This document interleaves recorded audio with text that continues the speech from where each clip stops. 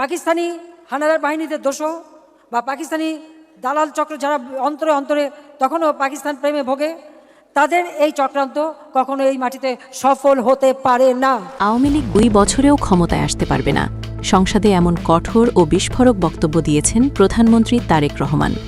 জাতীয় সংসদের অধিবেশনে দেওয়া এই বক্তব্য ঘিরে দেশজুড়ে সৃষ্টি হয়েছে তীব্র আলোড়ন। রাজনৈতিক অঙ্গনে শুরু হয়েছে নতুন করে বিতর্ক, বিশ্লেষণ আর পাল্টা বক্তব্যের ঝড়। দীর্ঘ সময় ধরে দেশের প্রধান রাজনৈতিক শক্তি হিসেবে পরিচিত আওয়ামী লীগকে নিয়ে এমন মন্তব্য শুধু রাজনৈতিক প্রতিদ্বন্দ্বিতারই বহিঃপ্রকাশ নয়, বরং বর্তমান বাংলাদেশের ক্ষমতার বাস্তবতা, অতীতের রাজনৈতিক ইতিহাস এবং ভবিষ্যতের সম্ভাব্য পথ চলার একটি ইঙ্গিত হিসেবেও দেখা হচ্ছে। সংসদে দেওয়া ভাষণে প্রধানমন্ত্রী তারেক রহমান বলেন, যে দল দীর্ঘদিন ধরে দেশের জনগণের উপর নির্যাতন চালিয়েছে, গণতন্ত্রকে ক্ষতিগ্রস্ত করেছে এবং রাষ্ট্রীয় সম্পদ লুট করে বিদেশে পাচার করেছে, তাদের প্রতি জনগণের আর কোনো আস্থা নেই। তিনি দাবি করেন, দেশের মানুষ এখন পরিবর্তন চায়, স্বচ্ছতা চায়, জবাবদিহিতা চায়। আর সেই কারণেই আওয়ামী লীগের মতো একটি দল আর কখনো ক্ষমতায় ফিরতে পারবে না, কমপক্ষে আগামী 200 বছরেও নয়। এই বক্তব্যের পরপরই রাজনৈতিক মহলে শুরু হয় নানা ধরনের প্রতিক্রিয়া।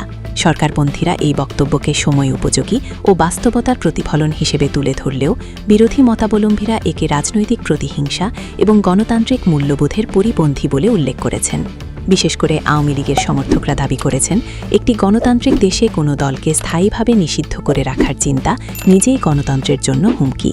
প্রধানমন্ত্রী তার বক্তব্যে আরও বলেন, জয় বাংলা স্লোগানকে কেন্দ্র করে যেসব রাজনৈতিক কার্যক্রম পরিচালিত হয় সেগুলোর বিরুদ্ধে কঠোর অবস্থান নেওয়া হবে। তিনি উল্লেখ করেন, এই স্লোগান ব্যবহার করে যারা রাজনৈতিক উস্কানি সৃষ্টি করতে চায় তাদের বিরুদ্ধে আইনি ব্যবস্থা গ্রহণ করা হবে। এই মন্তব্য নতুন করে বিতর্কের জন্ম দিয়েছে, কারণ জয় বাংলা স্লোগানটি বাংলাদেশের স্বাধীনতা সংগ্রামের সঙ্গে গভীরভাবে জড়িত। এই প্রসঙ্গে অনেকেই মনে করছেন, ঐতিহাসিক ও সাংস্কৃতিক প্রতীকগুলোকে রাজনৈতিক প্রতিদ্বন্দ্বিতার অংশ বানানো হলে তা জাতির জন্য বিভাজন ডেকে আনতে পারে। আবার অন্যদিকে সরকারপন্থীরা বলছেন, কোনো স্লোগান বা প্রতীককে ব্যবহার করে যদি রাষ্ট্রবিরোধী কার্যক্রম চালানো হয় তাহলে সেটি নিয়ন্ত্রণ করা রাষ্ট্রের দায়িত্ব। অনলাইন কার্যক্রম নিয়েও কঠোর বার্তা দিয়েছেন প্রধানমন্ত্রী। তিনি বলেন, যারা সামাজিক যোগাযোগ মাধ্যমে আওয়ামী লীগের পক্ষে প্রচারণা চালাবে তাদের মোকাবিলায় জিয়া সাইবার ফোর্স যথেষ্ট। এই বক্তব্য প্রযুক্তি ও মত প্রকাশের স্বাধীনতা নিয়ে নতুন করে প্রশ্ন তুলেছে। অনেক বিশ্লেষক মনে করছেন, ডিজিটাল প্ল্যাটফর্মে রাজনৈতিক নিয়ন্ত্রণ আরোপের এই প্রবণতা ভবিষ্যতে মত প্রকাশের স্বাধীনতাকে সীমিত করতে পারে। অন্যদিকে সরকারপন্থীরা যুক্তি দিচ্ছেন, ভুয়া তথ্য, গুজব এবং রাষ্ট্রবিরোধী প্রচারণা রোধ করতে একটি শক্তিশালী সাইবার কাঠামো প্রয়োজন। তাদের মতে, অনলাইন জগতে এখন সবচেয়ে বড় যুদ্ধটি হচ্ছে তথ্যের, আর সেই যুদ্ধে জয়ী হতে হলে সংগঠিত শক্তি থাকা জরুরি। এই পুরো পরিস্থিতির কেন্দ্রে রয়েছেন সাবেক প্রধানমন্ত্রী শেখ হাসিনা। বর্তমান রাজনৈতিক প্রেক্ষাপটে তাকে নিয়ে নানা ধরনের আলোচনা চলছে। প্রধানমন্ত্রী তারেক রহমানের ভাষ্য অনুযায়ী, ছাত্র জনতার তীব্র আন্দোলনের মুখে শেখ হাসিনা দেশ ছেড়ে ভারতে আশ্রয় নিতে বাধ্য হন। এই দাবিকে ঘিরেও রয়েছে ভিন্ন মত। কেউ এটিকে গণ অভ্যুত্থানের ফল বলছেন, আবার কেউ বলছেন এটি একটি রাজনৈতিক বয়ান যার সত্যতা নিয়ে প্রশ্ন রয়েছে। শেখ হাসিনার নেতৃত্বাধীন সময়কে ঘিরে দেশের রাজনীতিতে রয়েছে গভীর বিভাজন। একদিকে তার সমর্থকরা দাবি করেন, তার শাসনামলে দেশ উন্নয়নের পথে এগিয়েছে, অর্থনীতি শক্তিশালী হয়েছে, অবকাঠামো উন্নয়ন ঘটেছে। অন্যদিকে সমালোচকরা অভিযোগ করেন, সেই সময়েই গণতন্ত্র ক্ষতিগ্রস্ত হয়েছে, বিরোধী মত দমন করা হয়েছে এবং রাষ্ট্রীয় প্রতিষ্ঠানগুলো দুর্বল হয়ে পড়েছে। বর্তমান সরকারের ভাষ্য অনুযায়ী আওয়ামী লীগের অনেক নেতাকর্মী ইতিমধ্যে দেশের বাইরে চলে গেছেন, আবার অনেকে বিভিন্ন মামলায় কারাগারে আছেন। এই বাস্তবতা দেশের রাজনৈতিক ভারসাম্যে বড় ধরনের পরিবর্তন এনেছে। রাজনৈতিক বিশ্লেষকরা বলছেন, একটি বড় রাজনৈতিক শক্তির এই অবস্থান দেশের গণতান্ত্রিক কাঠামোর জন্য একটি গুরুত্বপূর্ণ প্রশ্ন তুলে দেয়। বহুদলীয় গণতন্ত্র কতটা কার্যকর রয়েছে? দেশের সাধারণ মানুষের প্রতিক্রিয়াও এখানে গুরুত্বপূর্ণ। বিভিন্ন স্থানে দেখা যাচ্ছে, মানুষ রাজনৈতিক অস্থিরতা থেকে মুক্তি চায়। তারা চায় স্থিতিশীলতা, অর্থনৈতিক উন্নয়ন এবং নিরাপদ জীবন। অনেকেই বলছেন, ক্ষমতার লড়াইয়ের চেয়ে এখন প্রয়োজন জাতীয় ঐক্য এবং উন্নয়নের ধারণিকতা। তবে বাস্তবতা হল, বাংলাদেশের রাজনীতি বরাবরই প্রতিদ্বন্দ্বিতামূলক এবং অনেক সময় সংঘাতময়। ক্ষমতার পালাবদলের সঙ্গে সঙ্গে নীতি, দৃষ্টিভঙ্গি এবং রাষ্ট্র পরিচালনার পদ্ধতিতেও পরিবর্তন আসে। এই প্রেক্ষাপটে তারেক রহমানের 200 বছরেও ক্ষমতায় আসতে পারবেন না বক্তব্যটি শুধু একটি রাজনৈতিক মন্তব্য নয়, এটি একটি বৃহত্তর রাজনৈতিক বার্তা যা বর্তমান ও ভবিষ্যতের রাজনীতিকে প্রভাবিত করতে পারে। রাজনৈতিক পর্যবেক্ষকরা মনে করছেন, এই ধরনের কঠোর অবস্থান ভবিষ্যতে রাজনৈতিক সংলাপের সুযোগ কমিয়ে দিতে পারে। একটি কার্যকর গণতন্ত্রের জন্য প্রয়োজন সহনশীলতা, পারস্পরিক শ্রদ্ধা এবং আলোচনার পরিবেশ। যদি সেই পরিবেশ সংকুচিত হয় তাহলে তা দীর্ঘমেয়াদে রাষ্ট্রের জন্য চ্যালেঞ্জ তৈরি করতে পারে। আন্তর্জাতিক অঙ্গনেও এই পরিস্থিতি নজর কাটছে। বিভিন্ন দেশ ও সংস্থা বাংলাদেশের রাজনৈতিক স্থিতিশীলতা এবং গণতান্ত্রিক প্রক্রিয়া নিয়ে আগ্রহী, কারণ দক্ষিণ এশিয়ার এই গুরুত্বপূর্ণ দেশটির রাজনৈতিক অবস্থান আঞ্চলিক রাজনীতিতেও প্রভাব ফেলে। সবকিছু মিলিয়ে বলা যায়, প্রধানমন্ত্রী তারেক রহমানের এই বক্তব্য দেশের রাজনীতিতে একটি নতুন অধ্যায়ের সূচনা করেছে।